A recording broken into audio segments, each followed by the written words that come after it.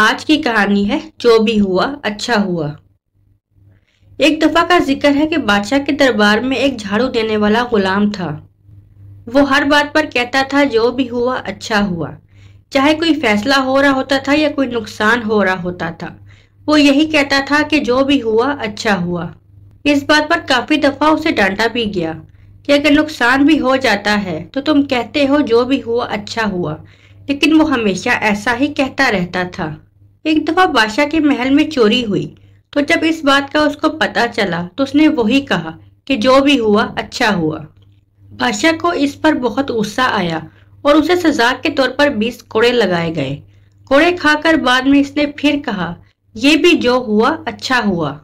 یہ دیکھ کر درباری اور بادشاہ بھی ہنسنے لگ گئے کہ خود کو بھی کوڑے کھا کر کہہ رہا ہے کہ جو بھی ہوا اچھا ہوا۔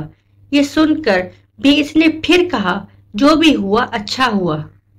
ایک دفعہ بادشاہ ایک ملک پر قبضہ کرنے گیا اور وہاں جنگ کے دوران بادشاہ پر کسی نے تلوار کا وار کیا اور بادشاہ کی ڈھال ٹوٹ گئی۔ ڈھال ٹوٹنے کی وجہ سے بادشاہ کی ایک ہاتھ کی بڑی انگلی کٹ گئی۔ بالآخر بادشاہ وہ جنگ جیت کر واپس محل پہنچا۔ جب طبیب بادشاہ کو مرہم پٹی کر رہے تھے تو اس شخص نے پوچھا بادشاہ سلامت آپ کو کیا ہوا ہے؟ بادشاہ نے کہا کہ دوران جنگ ڈھال ٹوٹنے کی وجہ سے تلوار کا وار ہوا اور میری ایک انگلی کٹ گئی۔ یہ سن کر پھر سے اس نے کہا بادشاہ سلامت کوئی بات نہیں، جو بھی ہوا اچھا ہوا۔ بادشاہ کو اس بات پر پھر سے بہت غصہ آیا اور حکم دیا کہ اس کو قید کر کے تہہ خانے میں ڈال دیا جائے۔ ویسا ہی کیا گیا اور اسے قید کر کے تہہ خانے میں ڈال دیا گیا۔ کچھ عرصہ گزرا تو ہوا کچھ یوں کہ بادشاہ شکار کی غرض سے جنگل کی طرف چل پڑا۔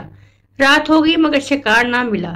بادشاہ نے رات کو واپسی کا سفر لیا اور گھوڑا سرپٹ محل کی طرف دوڑایا، مگر اندھیرا زیادہ ہونے کی وجہ سے بادشاہ واپسی کا راستہ بھول گیا اور ساری رات جنگل میں ادھر ادھر گھوڑا دوڑاتا رہا۔ صبح ہوئی تو بادشاہ جنگل میں ایسی جگہ پہنچا کہ وہاں جنگلی لوگ آباد تھے۔ انہوں نے بادشاہ کو پکڑ لیا اور رسیوں سے جکڑ لیا۔ ان دنوں ان جنگلی قبیلے کے لوگوں نے ایک رسم کرنی تھی جن میں وہ اپنے محبوب کے سامنے ایک بندے کی بلی چڑھاتے ہیں جو تندرست اور کوئی عیب اس میں نہ ہو۔ بادشاہ کو دیکھ کر وہ بہت خوش ہوئے کہ اس کی ہی بلی چڑھائیں گے۔ وہ بلی اس طرح چڑھاتے تھے کہ بندے کو محبوب کے سامنے رکھ کر اس کا سر قلم کر کے اس کا خون اپنے محبوب کو پیش کرتے تھے۔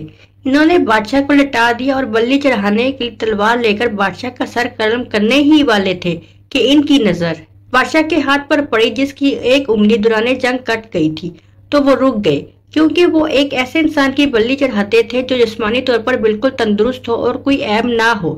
تو انہوں نے جب بادشاہ میں یہ عیب دیکھا تو بادشاہ کو چھوڑ دیا۔ بادشاہ کسی نہ کسی طرح جنگل سے راستہ تلاش کرتا کرتا بالآخر اپنے محل پہنچ گیا۔